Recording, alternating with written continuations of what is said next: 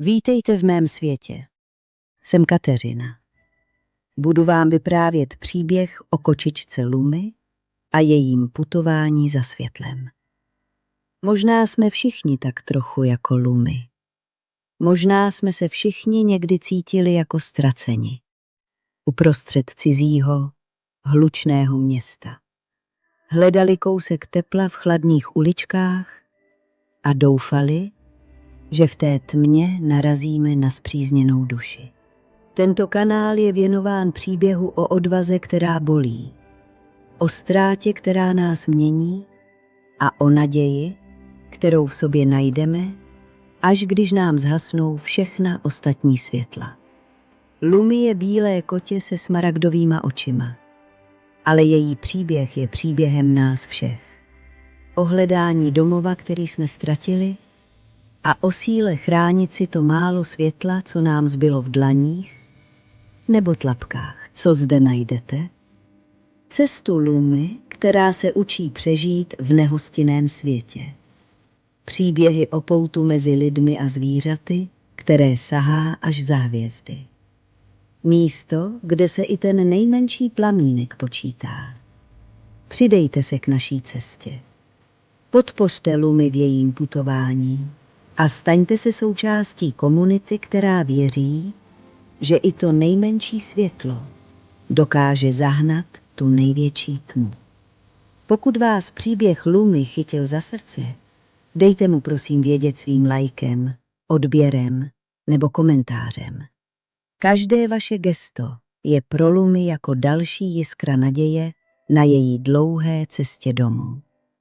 Děkuji, že jdete tuhle cestu se mnou. Ranní slunce se opíralo do střechy Karlovy farmy a barvilo ji do měkkých zlatých tónů. Vzduch voněl senem a vlhkým dřevem. Karel, vysoký muž s unavenýma očima, právě otevíral dveře stodoly, když zaslechl tiché zacinkání. Zvuk, který slyšel jen u jediné kočky na světě. Luna seděla na kamenném okraji studny. Bílá jako první sníh.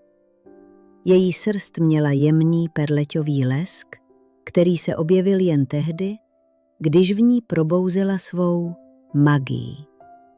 Pod ní si hrála Lumi, drobná, bílá kočičí holčička s očima tak zelenýma, že vypadaly jako dva kousky smaragdu ukryté v srsti. Lumi ťukla tlapkou do kapky rosy, kapka se rozzářila zeleným světlem, jako by v ní někdo zapálil malý plamínek. Opatrně, Lumi, zamňoukla Luna měkce. Síla je jako voda. Když ji necháš plynout, hladí. Když ji svíráš, zdivočí. Lumi naklonila hlavičku. Já ji nesvírám. Ona si dělá, co chce. Luna se pousmála a přitiskla čumáček k jejímu. To se naučíš. Všechno má svůj čas. Karel se k ním přiblížil s miskou mléka. Jeho krok byl těžký, jako by nesl víc než jen vlastní váhu. Od smrti své ženy Marušky se svět kolem něj stišil, stmavl. Ale když se podíval na Lumi, koutky úst se mu vždycky nepatrně zvedly. Ta malá kočka v něm probouzela něco, co už dávno pohřbil. Pocit, že svět může být znovu dobrý. Dobré ráno, holky, řekl tiše a položil misku s mlékem na studnu. Luna zvedla hlavu, její uši se zachvěly. Les za farmou zašuměl jinak než obvykle. Prudčeji, hlubším tónem. Ptáci, kteří jindy zpívali, náhle zmlkli. Karel si toho nevšiml. Lumi ano. Její ocásek se napjal, smaragdové oči se rozšířily. Mami, zašeptala. Luna ji přitiskla k sobě. Neboj se, jsem tu. Ale les už věděl, že se blíží něco, co změní všechno. Slunce už stálo výš a farma se naplnila zvuky života. Karel sekal dřevo za stodolou, rytmicky, jako by tím vysekával vlastní bolest. Vzduch byl teplý a vonil létem a uprostřed toho všeho seděla Luna se svou dcerkou. 2 bílé kočky jako 2 paprsky světla na zemi. Lumi se snažila napodobit matčin pohyb. Luna zvedla tlapku, nechala v ní rozsvítit jemnou stříbrnou linku a pak ji nechala rozplynout ve vzduchu. Lumi to zkusila také, ale místo jemné linky se jí kolem tlapky rozprskly zelené jiskřičky, které se rozutekly po trávě jako malé světlušky. Ne tak prudce, zasmála se Luna. Její hlas byl měkký jako mech. Tvoje síla je mladá, chce běhat, skákat, hrát si. Musíš ji nejdřív poznat, než ji povedeš. Lumi se zamračila, ale jen na okamžik. A jak poznám sílu? Luna se posadila vedle ní a přitiskla k ní bok. Tím, že poznáš sebe. Magie není něco, co máš. Je to to, kým jsi. Lumi se zamyslela. Její smaragdové oči se zaleskly. A ty jsi kdo, mami? Luna se podívala k lesu, kde se světlo lámalo mezi větvemi. Jsem světlo, které tě vede. A ty jsi světlo, které mě přesáhne. Lumi tomu nerozuměla, ale cítila, že je to důležité. Přitulila se k Luně a Luna ji olízla mezi ušima. Jemné, mateřské gesto, které Lumi milovala. Karel je pozoroval z dálky. Opřel se o sekeru a na chvíli zapomněl na tíhu ve svém srdci. Ty 2 kočky mu připomínaly něco, co kdysi znal. Domov, který měl s Maruškou. Lásku, která byla tichá, ale pevná. A když Lumi zvedla hlavičku a podívala se na něj, jako by mu říkala, ještě nejsi sám. Luna si toho všimla. Její oči, modré jako ranní nebe, se na Karla podívaly s pochopením. Věděla, že Lumi není jen její dcerka. Je světlem, které má uzdravit víc než jeden život. Pojď, řekla Luna Lumi a vedla ji k okraji zahrady, kde začínal les. Dnes tě naučím poslouchat svět. Les šuměl, ale ne obyčejně. V jeho hlubinách se skrývala stará magie, kterou kočky cítily v tlapkách. Luna zavřela oči a Lumi ji napodobila. Vítr jim čechral srst, tráva se dotýkala jejich bříšek. Co slyšíš? Zeptala se Luna. Ptáky, vítr, odpověděla Lumi. A co slyšíš pod tím? Lumi se soustředila a pak to ucítila. Jemné pulzování, jako tlukot srdce země, teplé, uklidňující. To je svět, zašeptala Luna. A svět mluví. Když mu nasloucháš, vede tě. Lumi otevřela oči. A povede mě i k tobě? Luna se usmála. Vždycky. Ještě netušila, jak moc to bude pravda. Vítr se na okamžik změnil. Z lesa zavál pach, který Luna znala. Pach strachu, hladu a bolesti. Její uši se zachvěly, ale Lumi si toho nevšimla. Ještě byla ponořená v kouzlu okamžiku. Luna ji nechala. Chtěla, aby si ten den zapamatovala, protože stín už byl na cestě. Po lekci u lesa se Luna s Lumi vraceli zpět k farmě. Tráva jim šimrala bříška a slunce se odráželo od jejich bílé srsti tak silně, že vypadaly jako dvě malé pochodně kráčející po zemi. Karel seděl na lavičce před domem a opravoval starý košík. Když je uviděl, pousmál se. Ten úsměv byl krátký, ale opravdový. Luna k němu přiběhla první a otřela se mu o nohu. Karel ji pohladil po hlavě, pomalu, s úctou, jako by hladil vzpomínku. Lumi vyskočila na lavičku vedle něj a stočila se do klubíčka. Karel je jemně poškrábal pod bradou a Lumi zavřela oči. Úplně spokojená. Ty jsi moje malá léčitelka, zamumlal Karel. Kdybys věděla, jak moc mi pomáháš. Lumi tomu nerozuměla, ale cítila jeho smutek jako slabé chvění ve vzduchu. Přitiskla se k jeho boku a Luna ji pozorovala s tichou hrdostí.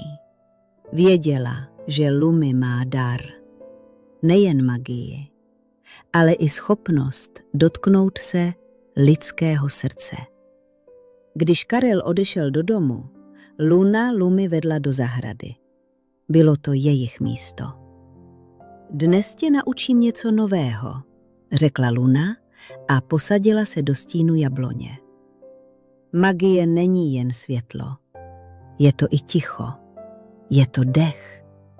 Je to to, co zůstane, když všechno ostatní zmizí. Lumi naklonila hlavičku. A jak to mám najít? Luna natáhla tlapku a dotkla se jí. Takhle. V okamžiku, kdy se jejich tlapky spojily, se kolem nich rozprostřelo jemné světlo. Nebylo jasné ani oslnivé. Bylo měkké, teplé, jako když se člověk probouzí z krásného snu.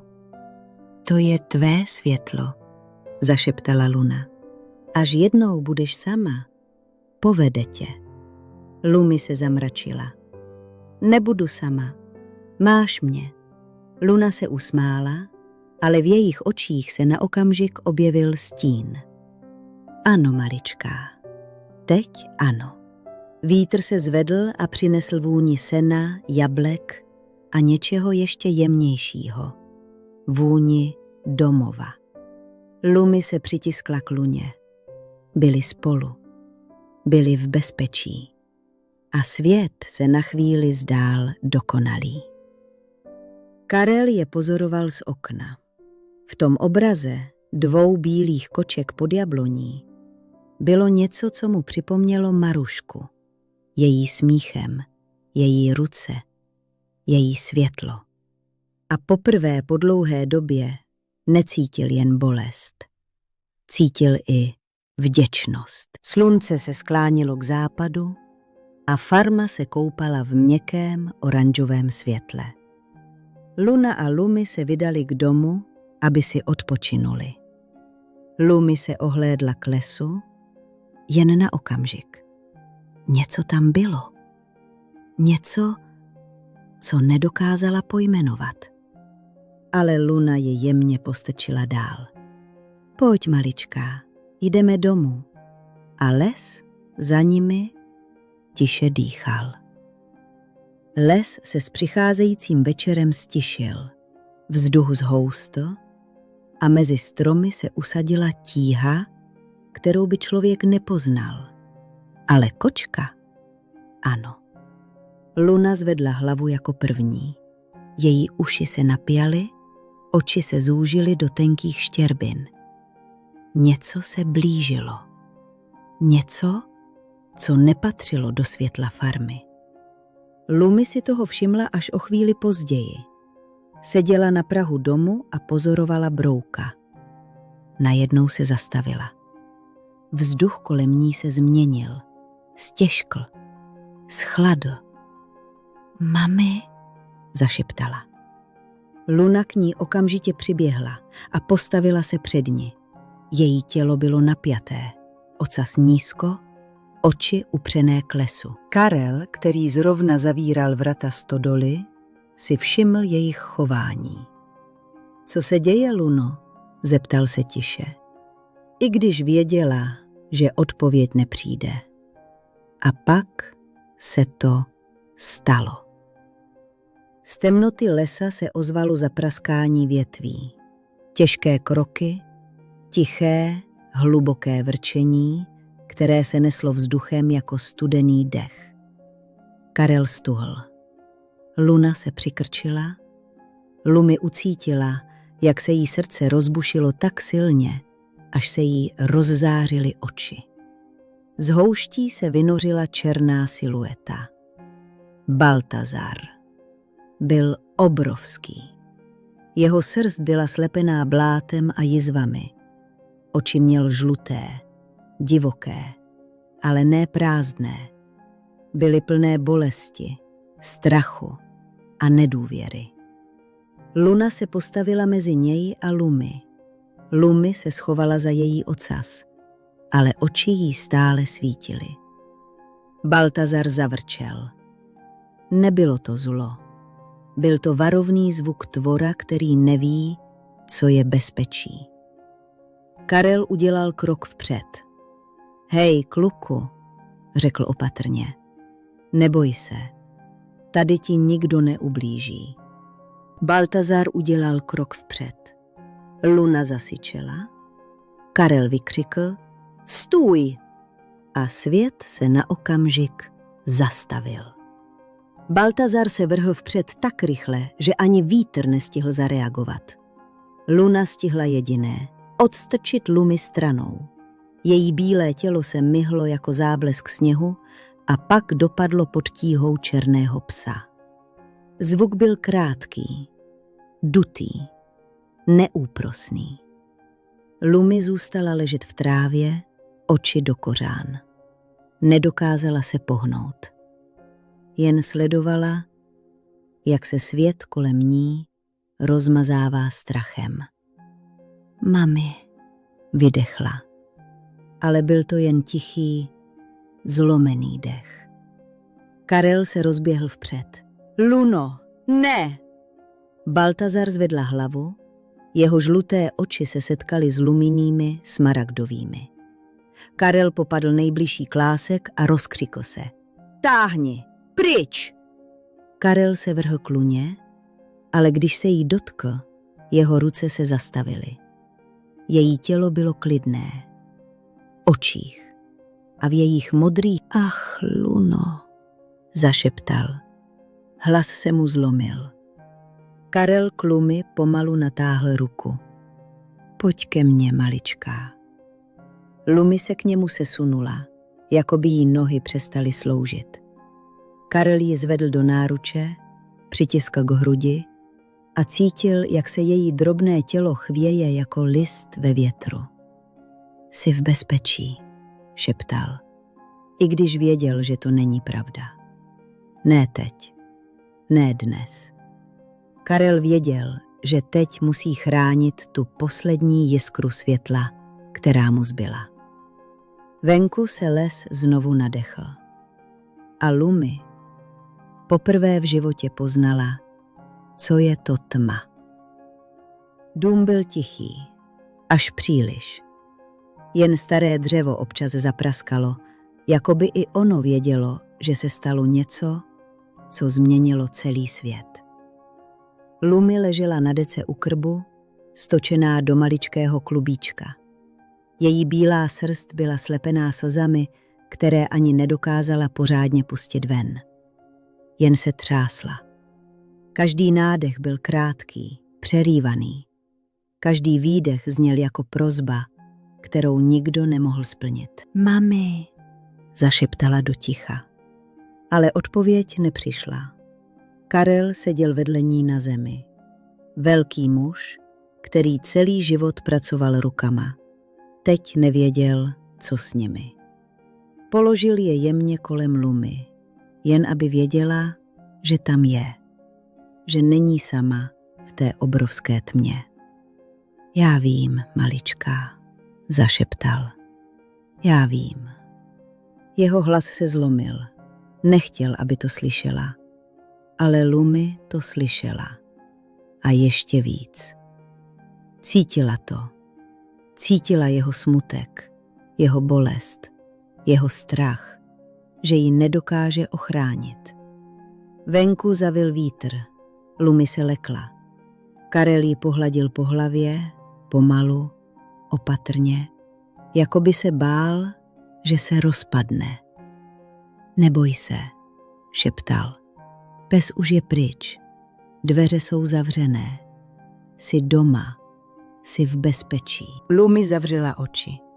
Chtěla se schovat v jeho hlase, v jeho teple, v jeho přítomnosti.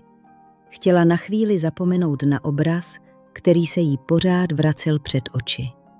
Bílá srst v trávě, ticho, které bolelo.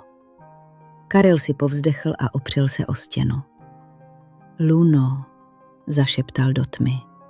Slibuju, že ji ochráním. Slibuju. Lumi se pohnula. Její malá tlapka se dotkla jeho ruky, jako poslední zbytek světla, který v ní zůstal. Karel ji vzal do náruče, přitiskl ji k sobě, jako by držel něco vzácného, křehkého, nenahraditelného. A tak tam seděli. Muž, který přišel o ženu, a kočičí holčička, která přišla o matku. Dva ztracení tvorové, kteří se navzájem snažili udržet nad hladinou tmy. Ne naděje, ta přijde později, ale bezpečí. První, tiché, křehké bezpečí. Uplynulo několik týdnů a farma se znovu ponořila do rytmu všedních dní. Slunce dál vstávalo nad střechou stodoly. Tráva dál šuměla ve větru. Ale něco bylo jinak. Něco chybělo. A všichni to cítili. Lumi vyrostla. Už to nebylo to drobné, třesoucí se koťátko. Teď byla krásná kočičí slečna. Štíhlá, elegantní, s bílou srstí, která se na slunci třpytila jako čerstvý sníh. A její oči, ty byly nejvýraznější. Smaragdové, hluboké, odhodlané. Ale v Lumi pořád zůstával stín. Každé ráno se dávala na prahu domu a dívala se směrem k lesu. Ne s tou dětskou zvědavostí, ale s opatrností, s respektem, s tichým strachem, který se v ní usadil jako chladný kámen. Nikdy se od domu nevzdálila víc než na pár kroků. Karel to viděl a bolelo ho to. Každý den se snažil vytvořit kolem ní svět, který by byl bezpečný.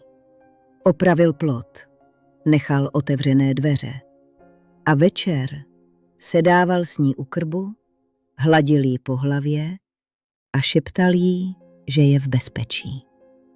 Lumi mu věřila, ale strach byl hluboko a bolest ještě hlouběji. Jednoho rána se stalo něco zvláštního. Lumi seděla na prahu, jako vždy, slunce se odráželo v jejich očích a na okamžik v nich problesklo něco, co Karel znal. Síla. Ta tichá, vnitřní síla, kterou měla Luna. Lumi se narovnala, uši zvedla a poprvé po dlouhé době udělala krok směrem k zahradě. Jen jeden, malý, nejistý, ale byl to krok vpřed. Karel se na ní díval z okna a usmál se. S něhou, která říkala, jdeš dál a já půjdu s tebou. Lumi se zastavila, ohlédla se na něj a v jejím pohledu bylo něco nového. Něco, co tam před týdny nebylo. Naděje. Večer se snesl na farmu tiše. Karel seděl ve svém starém křesle a Lumi mu vyskočila do klína. V tom se to stalo. Lumina srst se lehce rozzářila. Karel ucítil teplo, jemné, světelné. To samé, které kdysi vycházelo z Luny. Do očí se mu draly slzy, ne ze smutku, ale z naděje. Jenže ráno bylo jiné. napjaté. Na cestě k farmě se objevil prach a v tom prachu auto, Bedřich. Z auta vystoupil muž s ostrými rysy a Bedřich si tátu změřil pohledem od hlavy k patě, jako by kontroloval, kolik mu ubylo sil. Tati, začal. A v hlase měl takový ten falešný klid. Podívej se na sebe. Vždyť se ti třesou ruce, i když jen stojíš. Tenhle dům tě sežere zaživa. Střecha hníje, plot padá. A ty tady sedíš a čekáš na zázrak? Karel chtěl něco říct, ale Bedřich ho přerušil. Už na to prostě nemáš. Jsi tu sám, zapomenutý. Chceš tu snad jednou zůstat ležet a doufat, že si tě někdo všimne? Podepiš ty papíry. Prodej to, dokud to má aspoň nějakou cenu a jdi tam, kde se o tebe postarají. Bedřichův pohled pak sklouzl k Lumi. A tohle? Ukázal bradou na bílou kočku. To je tvoje jediná společnost?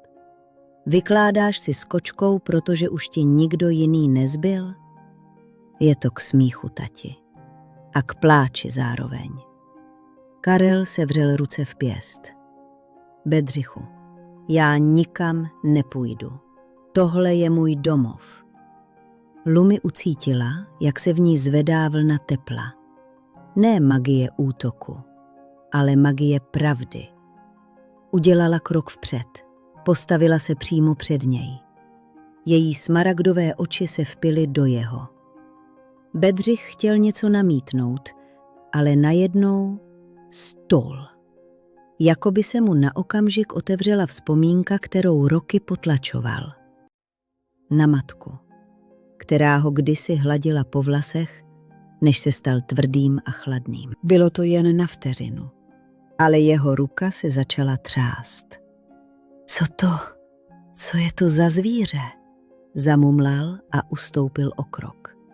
Jeho jistota byla pryč. Karel položil Lumi ruku na hřbet. Odejdi, Bedřichu, tady nejsi vítán. Když auto odjelo, farma byla znovu tichá. Lumi se přitiskla ke Karlovi. Pochopila, že její světlo nemusí být hlasité. Stačí, když je pevné. Večer se snesl na farmu tišeji než jindy. Oheň v krbu praskal, ale jeho teplo nedokázalo rozehnat tíhu, která visela ve vzduchu. Karel seděl ve svém starém křesle. Vypadal unaveně. Ne tak, jak býval po práci. Jinak, hlouběji. Lumi to cítila ještě dřív, než k němu přiskočila. Vyskočila mu na klín, jako každý večer, ale tentokrát něco bylo jinak.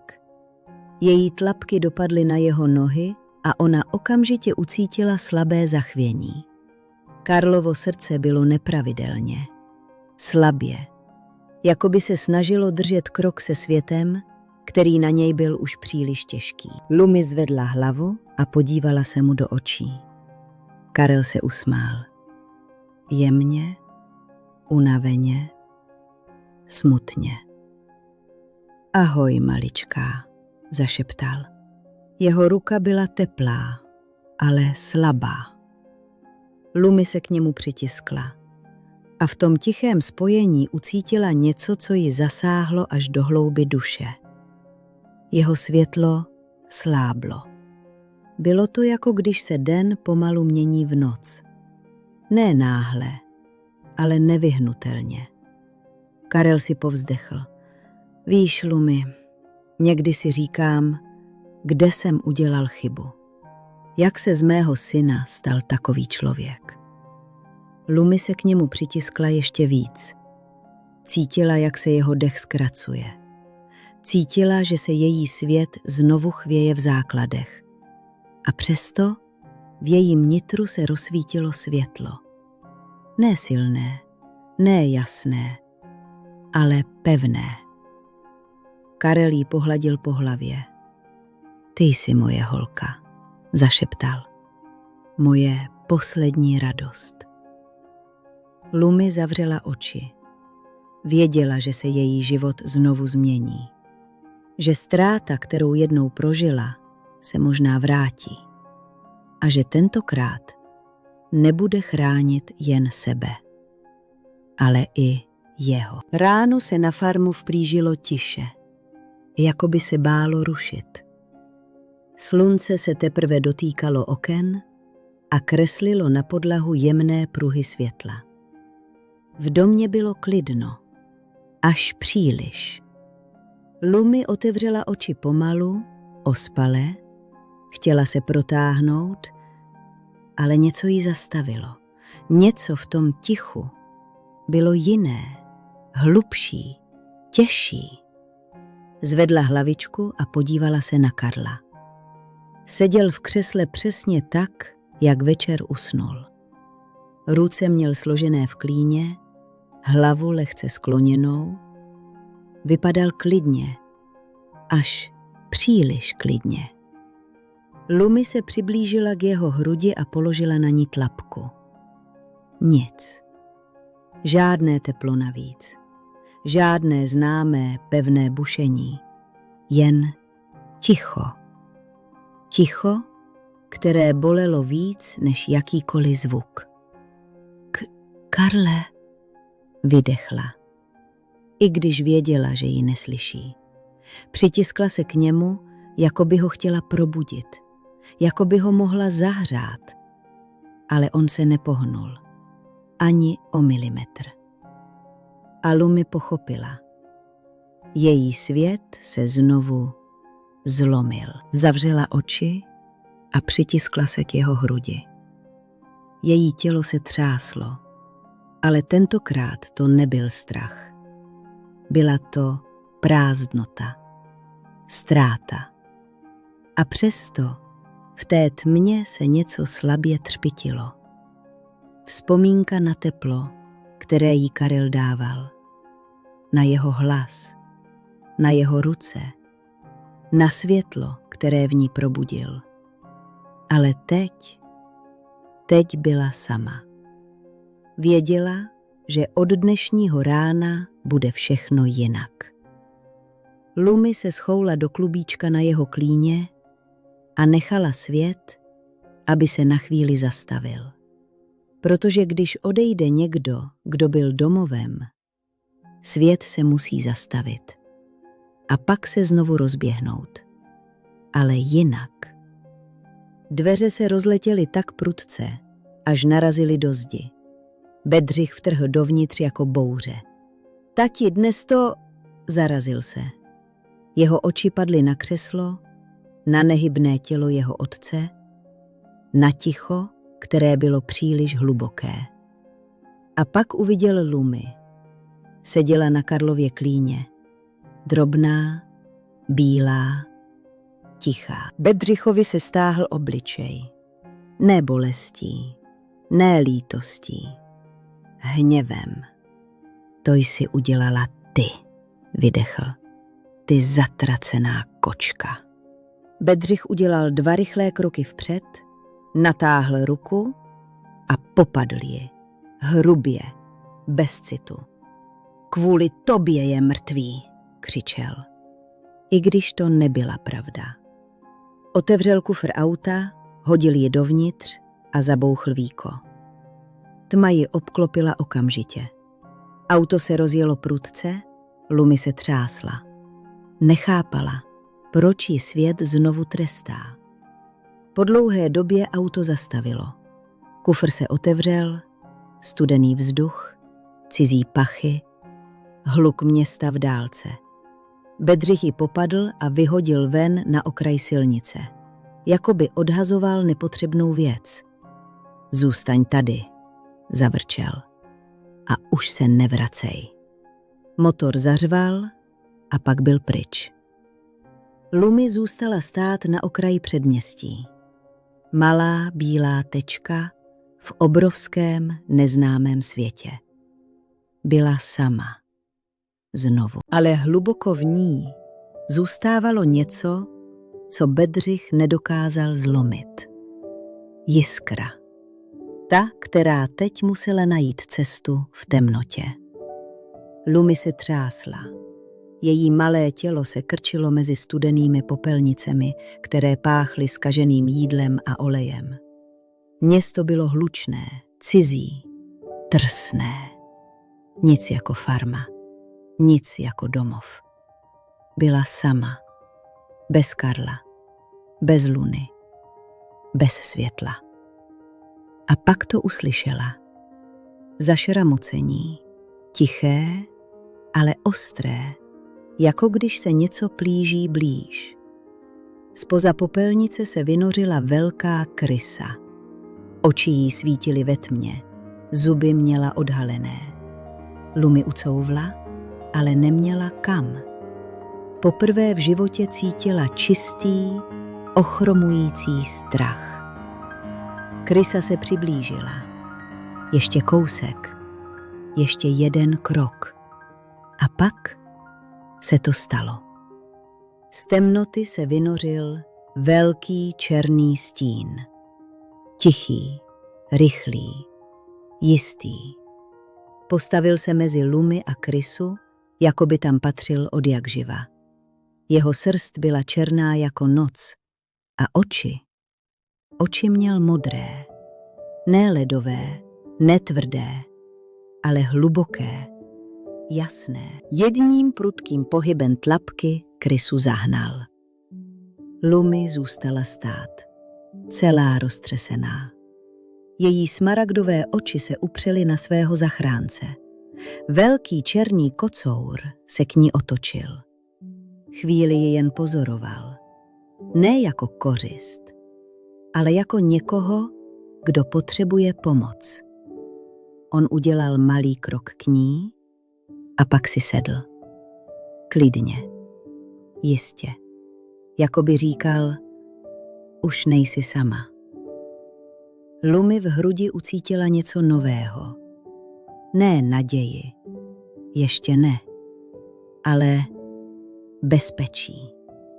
Lumi poprvé od Karlovy smrti ucítila, že temnota kolem ní není neproniknutelná. Že i v ní se může objevit stín, který chrání. Černý kocour seděl před Lumi. Jeho modré oči se v šeru zaleskly jako dva kousky noční oblohy. Chvíli ji jen pozoroval. Klidně, beze strachu. Jako by viděl až do jejího srdce. Kocour naklonil hlavu, jeho hlas byl hluboký, tichý, jistý. Neboj se, řekl. Jsi v bezpečí. Lumi zamrkala. Kdo jsi? Zašeptala. Kocour se narovnal, jeho silueta se v měsíčním světle zdála větší, majestátnější. A pak pronesl své jméno. Jsem Shade. To slovo se rozplynulo ve vzduchu jako stín, který se dotkne světla. Lumi to jméno cítila až v kostech. Bylo temné, ale ne děsivé. Silné, ale ne tvrdé. Shade se posadil blíž. Viděl jsem, co se stalo, řekl tiše. A nenechám tě tu samotnou. Lumi sklopila hlavu. V Shadeově přítomnosti se poprvé objevila malá, křehká jiskra. Ne naděje, ještě ne, ale možnost. Možnost, že i v temnotě může někdo stát po jejím boku. Shade kráčel před Lumi tichými, jistými kroky. Jeho černá srst splývala z nocí tak dokonale, že vypadal jako samotný stín, který se rozhodl mít tvar. Lumi šla za ním, nejistá, unavená, ale poprvé od Karlovy smrti necítila úplnou bezmoc. Shade ji vedl z pletí úzkých uliček, přes staré dřevěné palety, až k místu, které by nikdo nehledal. Malý prostor pod opuštěnou garáží, kde se světlo lampy nedotýkalo země. Uvnitř bylo sucho, teplo a překvapivě útulno. Šejt tu žil dlouho a věděl, jak bezpečí. Tady budeš v babi Lumi mohla vejít. Lumi se rozhlédla.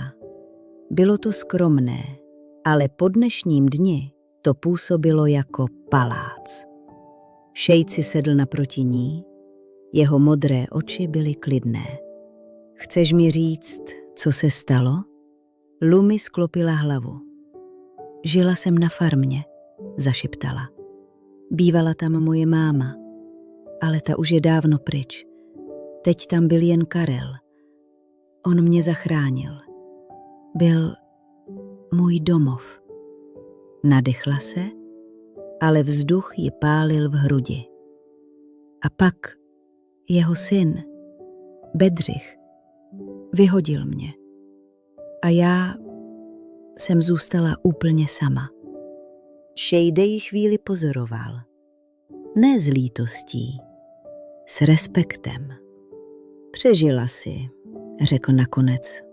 A to není málo. Lumi zvedla oči. Ale já se bojím. Všude. Všeho. Šejt se přiblížil o krok. Strach není slabost. Strach je to, co tě drželo naživu. A teď nejsi sama. Lumi ucítila, jak se jí v hrudi rozsvěcí malý, křehký plamínek. Něco nového. Něco, co přicházelo ze stínu. Šejt se posadil vedle ní. Odteď půjdeme spolu. A Lumi poprvé uvěřila, že i když je svět temný, někdy se v něm objeví stín, který chrání. Šejt seděl naproti Lumi v tichu svého úkrytu. Město venku hučelo, ale sem doléhal jen tlumený šepot. Moje máma byla zvláštní, řekla Lumi tiše. Silná, moudrá, vždycky věděla, co dělat. Jmenovala se Luna. Šejt zduhl s náhlým, hlubokým nádechem, jako by mu někdo otevřel starou ránu. Luna, zopakoval Šejt skoro neslyšně. Lumíny oči se rozšířily. Její srdce se na okamžik zastavilo. Šejt se díval do země. Jeho modré oči potemněly vzpomínkou. Jak to víš? Zašeptala Lumi. Šejt zvedl hlavu a v jeho pohledu byla úcta, smutek a překvapení. Protože jsem ji znal, řekl pomalu. Ještě předtím, než jsem se stal tím, kým jsem teď.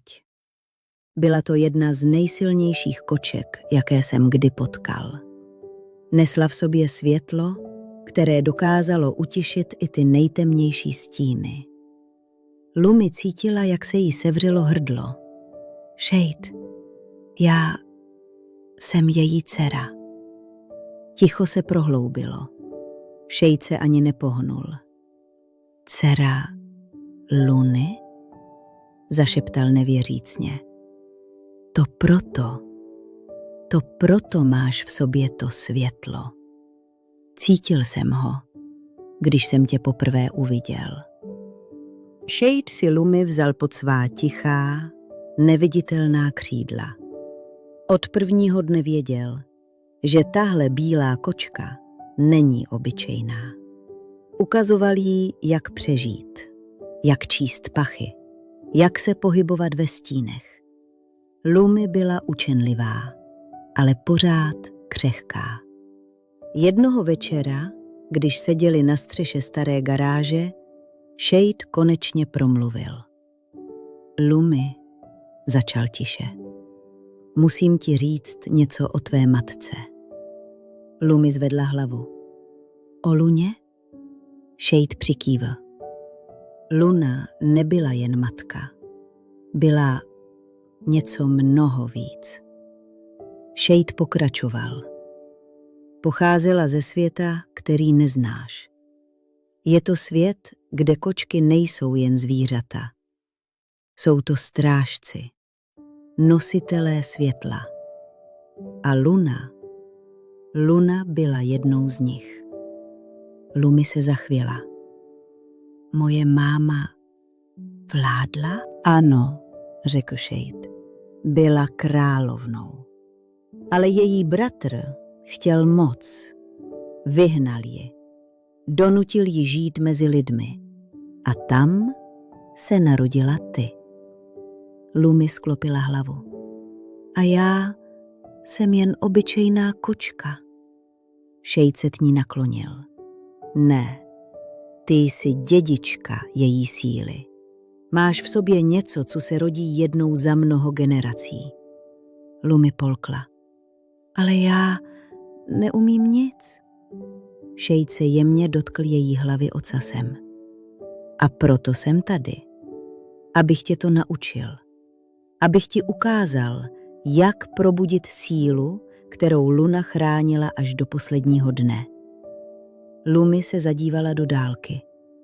A proč mi pomáháš? Shade se usmál. Protože jsem to slíbil tvé matce. A protože jsi teď moje rodina. Lumi ucítila, jak se v ní rozsvěcí nové, silnější světlo. Světlo, které se rodí, když se stín rozhodne chránit. A Lumi poprvé uvěřila, že její příběh teprve začíná. Dny plynuly. A Lumi se pod Shadeovým vedením stávala silnější. Ne fyzicky. Byla pořád malá, bílá, křehká. Ale uvnitř ní se probouzelo něco, co dlouho spalo. Shade to viděl. A věděl, že čas se krátí. Jednoho večera, když město pod nimi hučelo jako vzdálené moře, Shade promluvil. Lumi, začal tiše, musíme najít bránu. Lumi zvedla hlavu. Bránu? Shade přikývl. Bránu do kočičího světa. Do světa, odkud pocházela tvoje matka. Lumi se zachvěla. Ale jak ji najdeme? Shade se zadíval do dálky. Já ji najít nedokážu. Ani žádná jiná kočka z tohoto světa. Brána se otevírá jen těm, kteří v sobě nesou světlo. Ty jsi klíč, Lumi. Lumi polkla. Já? Ale já nic neumím. Shade se k ní otočil. Luna ti zanechala dar.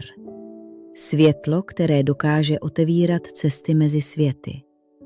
Ale jen pokud se ho naučíš ovládat. Lumi sklopila hlavu. Co když to nezvládnu? Shade se k ní přiblížil. Zvládneš? Protože nejsi sama. Lumi zvedla oči. Shade, proč mi pomáháš? Kocour se odmlčel. Jeho hlas byl hlubší než noc. Protože jsi teď právoplatná vládkyně kočičího světa. Lumi ucítila, jak se v ní rozsvěcí síla. Nejdřív tě naučím ovládat světlo, pokračoval Shade. A až budeš připravená, brána se ti ukáže sama. Lumi přikývla. Poprvé ne ze strachu, ale z odhodlání. Stín a světlo, ochránce a dědička, Shade a Lumi.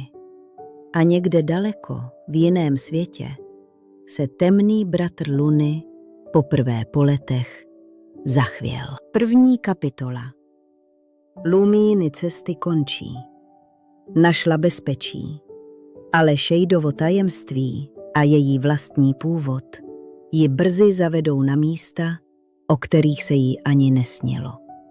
Brána do světa, který kdysi patřil její matce, začíná volat. A spolu s ní volá i temnota. Dobrodružství pokračuje v další části. Poslechněte si ji právě teď.